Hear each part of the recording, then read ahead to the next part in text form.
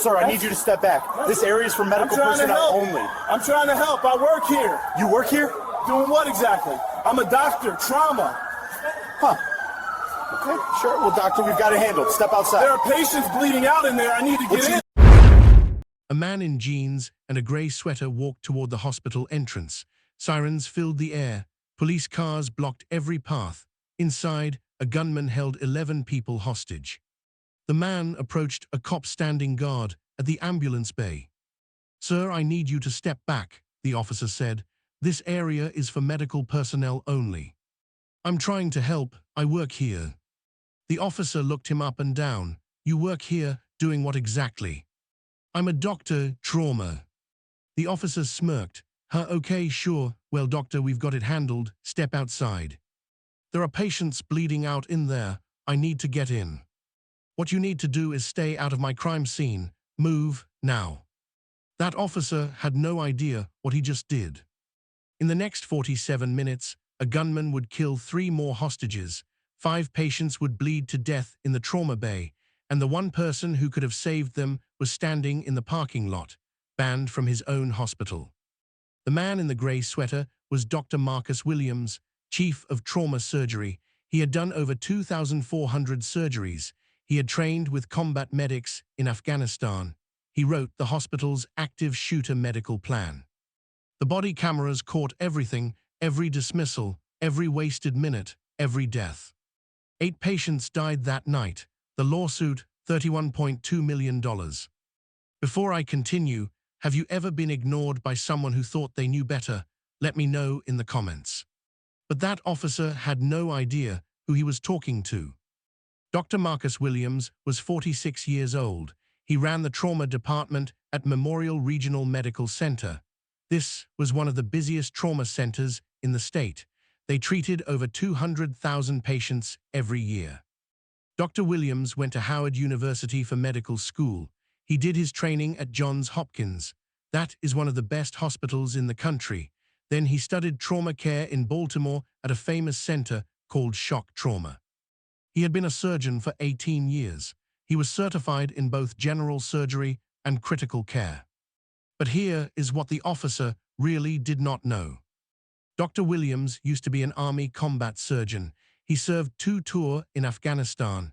He learned how to save lives while people were shooting at him. He had published research on treating gunshot wounds. And the hospital's plan for active shooter emergencies, he wrote it, every step, every protocol, it was his work.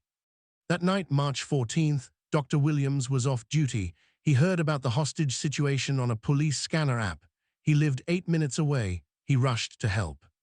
He forgot his ID badge on his kitchen counter. He was wearing regular clothes, no white coat, no badge. He just wanted to save lives, like he had done 2,400 times before. Officer Ronald Daniels had been a cop for 11 years. He worked in one of the most diverse parts of the city, and he had built a certain kind of reputation. On paper, he was a by-the-book officer, but his record told a different story. 14 complaints in 11 years. 12 of them came from Black or Latino residents. Not one complaint led to punishment. Every single one was dismissed or called inconclusive. He had 3 use-of-force incidents. All 3 involved black men. All 3 were ruled within policy. Now here is what happened before this night. In 2019, Daniels stopped a black physician's assistant outside a clinic. He said the man matched a suspect description. There was no suspect, no discipline. In 2021, Daniels pulled over a black city councilman. He ordered him out of his own car. The body camera caught Daniels saying, "I don't care what you say you are." The councilman filed a complaint. It was dismissed. In 2022, Daniels blocked a black nurse from entering a crime scene at a nursing home. She needed to get medicine for a patient. The patient got worse because of the delay. The case was settled quietly. Some officers had a nickname for him. They called him Checkpoint, because if you were black and in his area, you were getting stopped. But on March 14th, Daniels was not stopping just anyone. He was about to block the one person who could stop a massacre. Type accountability in the comments if you think this pattern should have been caught sooner. It was Saturday, March 14th. The time was 7:42 in the evening. Memorial Regional Medical Center is a big hospital. It has 412 beds and serves over 200,000 patients a year. It sits in a mixed neighborhood with people from all backgrounds. At 7:38 that evening, a man named Derek Hollies walked into the emergency room. He was 34 years old. He had a gun. Hollies had been a patient at the hospital 3 days earlier. Doctors had checked him for mental health issues. Now he was back. He believed the hospital had put a tracking device inside him. He took 11 people hostage in the ER waiting area. 4 patients, 3 nurses, 2 security guards, 2 visitors. Within minutes, he shot 2 people. A security guard tried to stop him. A patient tried to run. Both died. Police arrived at 7:44. SWAT was called but would not get there until 8:15. Officer Daniels was told to guard the ambulance bay entrance. His job was to control who went in and out. At 7:51, Dr. Williams pulled into the parking lot. He was in his regular clothes, jeans, gray sweater, sneakers, no badge. He had left it at home in his rush to help. He walked up to the entrance and told Daniels he was the chief of trauma surgery. Daniels blocked his path. If stories like this matter to you, hit that subscribe button right now. Dr. Williams tried to stay calm. Officer, I understand you have a job to do, but I have patients in there. I'm the chief of trauma. Call inside. Anyone in the ER will tell you who I am. Daniels shook his head. I'm not calling anyone. You don't have credentials. You don't get in. That's how this works.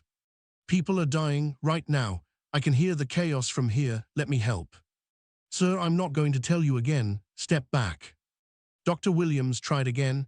This is my hospital. I work on gunshot victims every week. I know exactly what is happening in there. I know how to stop the bleeding. Daniels smirked. Your hospital, right, and I'm the police commissioner. Move. I'm telling you, I am the senior trauma surgeon on staff. My name is Dr. Marcus Williams. Google me, call the hospital administrator, do something. I don't take orders from you. You're a civilian in my area. You move or I move you. Dr. Williams took one step forward. Daniels grabbed his arm. He spun him around. He put him in a hold. That's it, you're done. You're leaving this property right now. You're making a mistake. People are going to die because of this.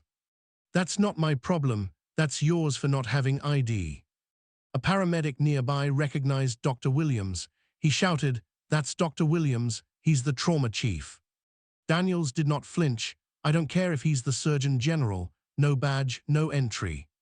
A nurse trying to leave for supplies yelled out, Ron, let him in. He's our boss. Daniels ignored her too. He walked Dr. Williams 50 yards away from the entrance. He told him if he came back, he would be arrested for getting in the way. Dr. Williams stood in the parking lot, watching, helpless. Every second he stood, there was a second someone inside was bleeding out. Let me know in the comments, what would you have done? At 8:09, SWAT broke through the ER doors. The standoff was over. The gunman was dead. But the damage was already done. 3 hostages were already dead from gunshots. 2 more were in critical condition from blood loss. They had been bleeding for nearly 30 minutes with no senior surgeon to help. But here is what made this tragedy so much worse.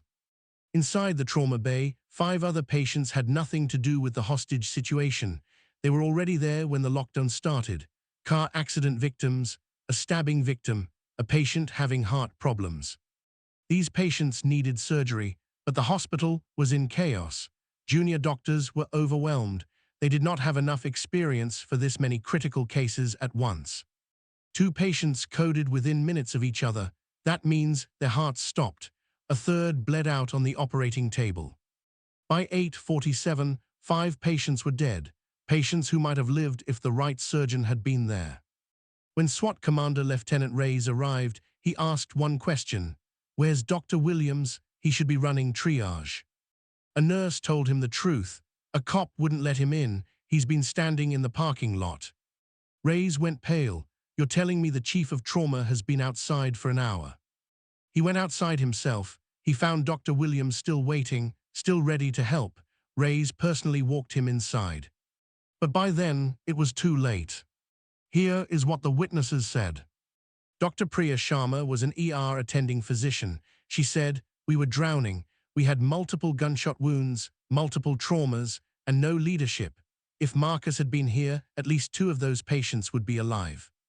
Nurse Michael Torres was there too. He said, "I told the officer who he was. I begged him. He looked at me and said, 'Not my problem.' Those words are burned into my brain." Paramedic James Okonkwo had worked with Dr. Williams for 6 years. He said, "That officer didn't even try to check. He just saw a black man without a badge and decided he was nobody." The evidence was everywhere. Hospital cameras caught Dr. Williams trying to explain who he was, over and over. Officer Daniels' body camera recorded every smirk, every dismissal, every refusal. Audio picked up the nurse and paramedic saying his name and title out loud. Daniels heard them, he ignored them. Medical records showed the exact timeline, when patients came in, when their hearts stopped, when they died. The final count, 8 dead, 3 killed by the gunman, 5 dead from delayed care. Dr. Williams was finally allowed inside at 8:31, 40 minutes after he first arrived. He performed emergency surgery on 2 survivors and saved both. But later he would say this, "I could have saved more, I should have been there from the start."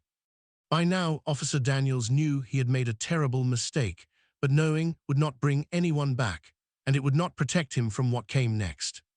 Wait until you hear what happened to him. Within 24 hours, the police chief announced an investigation. Her name was Angela Morrison. The hospital CEO held a press conference. Dr. Jonathan Reeves called this a tragedy that could have been prevented, a failure of basic judgment. The mayor said he was deeply concerned about what happened. Investigators watched the body camera footage frame by frame. They heard Officer Daniels say 2 things that would follow him forever.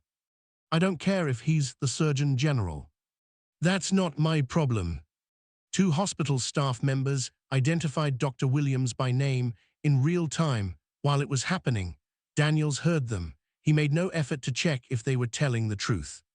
The investigators wrote this in their report. At no point did Officer Daniels request backup verification. He did not ask a supervisor. He did not try to call the hospital administration. Now here is where Daniels' story fell apart. He claimed Dr. Williams was aggressive and did not follow orders. The body camera showed Dr. Williams calm the entire time. His hands were visible. His voice was steady for 18 minutes straight. He claimed he had no way to check who Dr. Williams was, but a nurse and paramedic identified him out loud. Daniels admitted he heard them, he just did not believe them. He claimed he was following standard procedure, but the rules allowed officers to verify essential personnel on scene. Daniels never even tried. 6 weeks later, Officer Ronald Daniels was fired. The reason given was failure to use sound judgment, leading to preventable loss of life.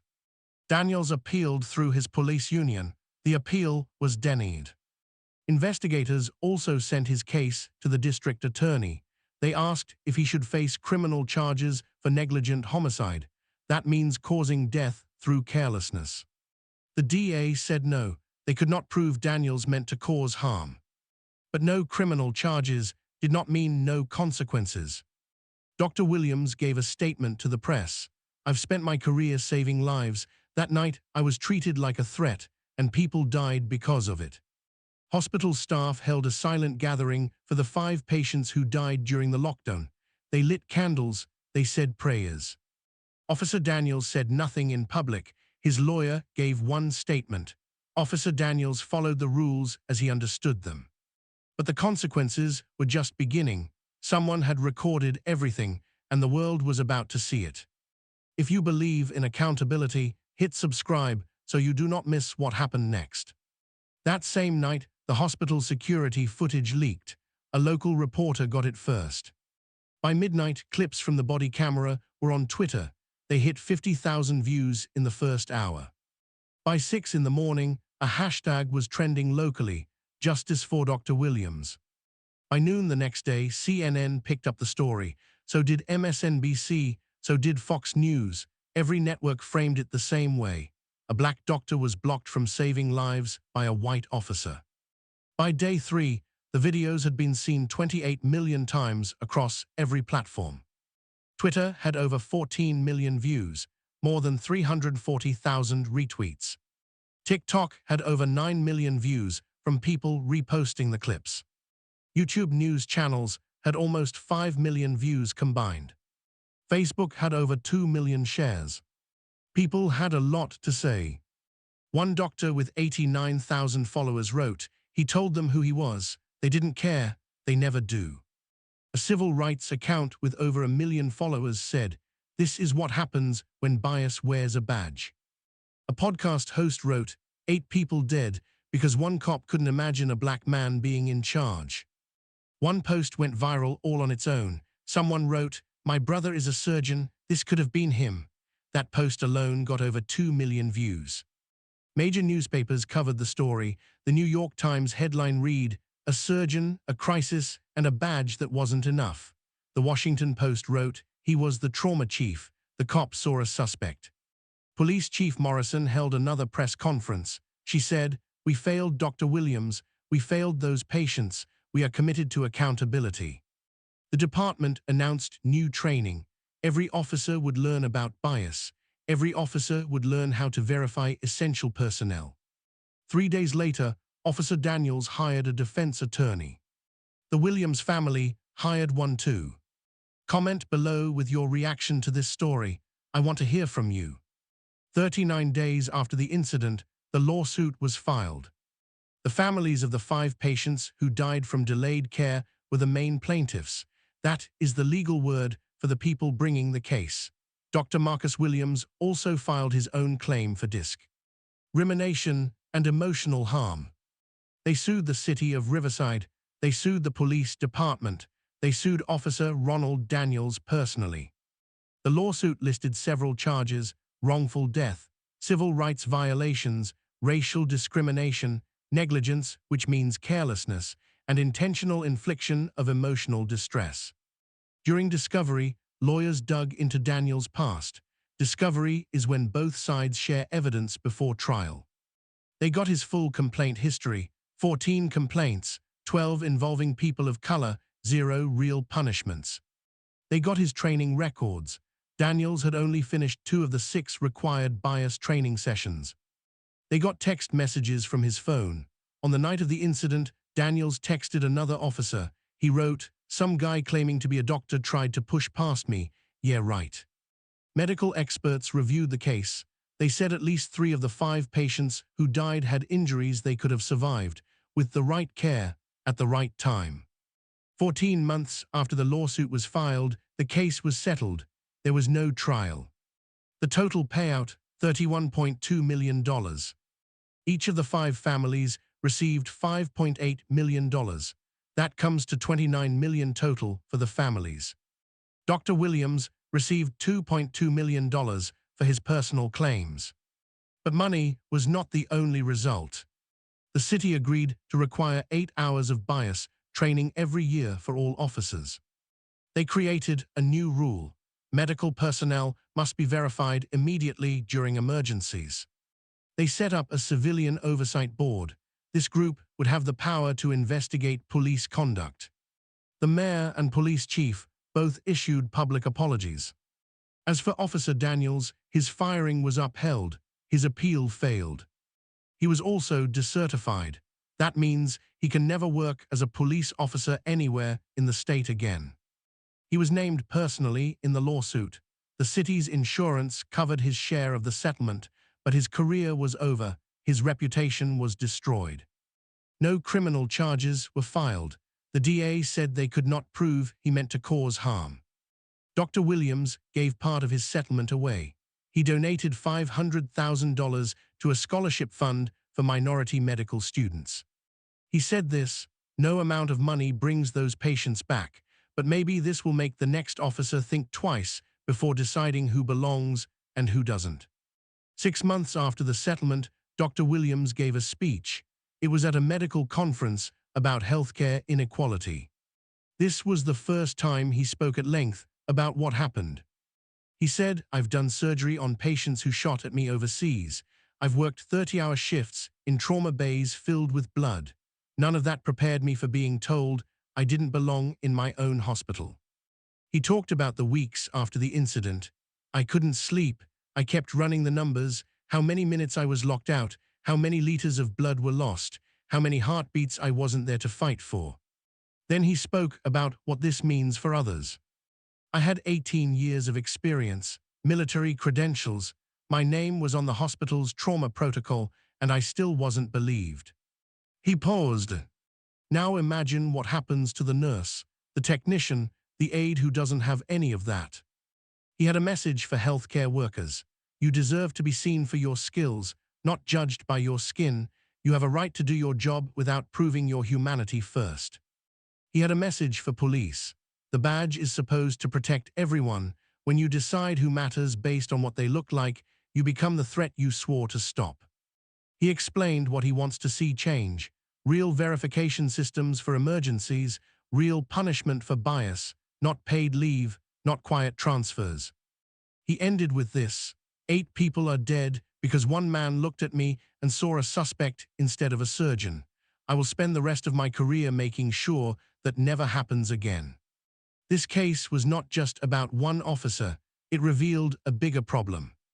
Studies show black doctors are questioned about their credentials more than twice as often as white doctors. Nearly half of black healthcare workers report facing discrimination at work. When personnel are misidentified in emergencies, response times can be delayed by 6 to 9 minutes. That delay can mean life or death. This case was different for a few reasons. Dr. Williams was not a junior employee. Multiple witnesses identified him, the body cameras caught everything, and 8 people died. Since this case, Riverside changed its rules. The state introduced new legislation called Marcus's Law. The hospital industry issued new guidelines. But most departments still leave these decisions to individual officers. Bias training is still optional in many states. Real change is still far away. So let me ask you, do we wait for another disaster before we require officers to verify who someone is? Do we accept that 14 complaints with zero consequences is okay? Do we keep pretending that bias is not a matter of life and death when we just watched 8 people prove otherwise? Because if we do not fix the systems that let this happen, if we do not demand real accountability, then we are just waiting. Waiting for the next Officer Daniels, the next Dr. Williams, the next 8 names we will never forget. Comment below if you believe officers should face criminal charges when their bias leads directly to deaths. I want to hear what you think. If you think stories like this matter, hit that subscribe button right now. We are going to keep exposing these stories. We are going to keep demanding accountability. We are going to keep fighting for healthcare workers, for the wrongly accused, for everyone who was told they did not belong and proved everyone wrong. This is not just about one cop or one doctor or one hospital. It is about the assumptions we tolerate, the systems we protect, the lives we are willing to lose before we finally change. See you in the next one.